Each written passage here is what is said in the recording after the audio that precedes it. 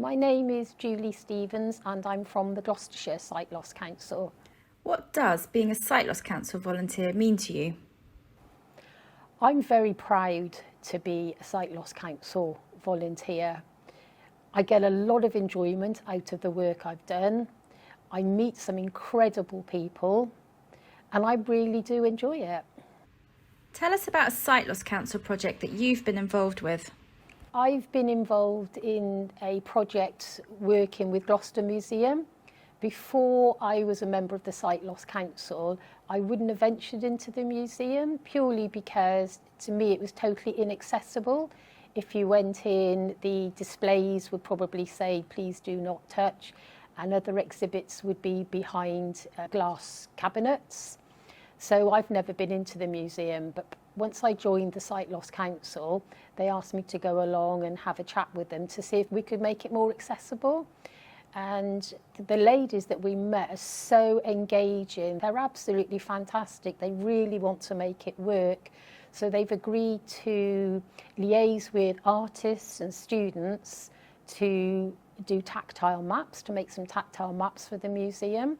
They're going to update their website so that it's totally accessible, especially for screen readers.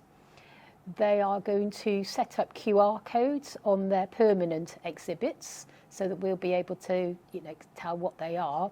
And what they're also doing moving forward is they're going to, when they bring in an exhibition, at source, they're actually going to say, well, what have you got that's for visually impaired people? So they want something that has replicas so that we can touch them. And then they want an audio tour of the museum. So when I look, in a few years' time, when I look back and sort of think, well, how humbling is that I had a part to make that museum purely accessible for visually impaired people? It would be absolutely fantastic. Why should other blind and partially sighted people join us? Firstly would be that you will be meeting like-minded people.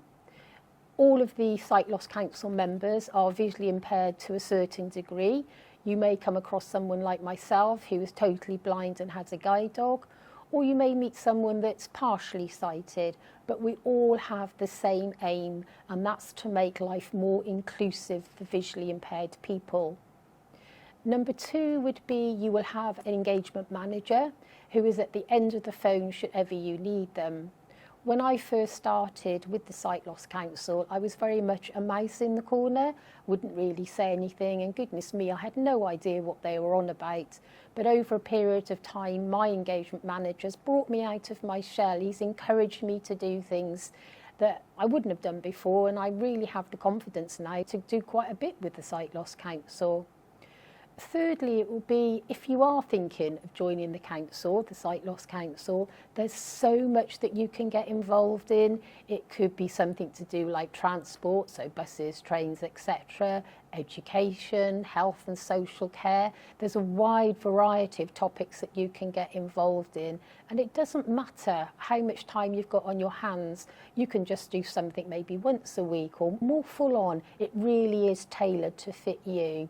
So if you're thinking of joining, don't hesitate, because I certainly don't look back. Join our community.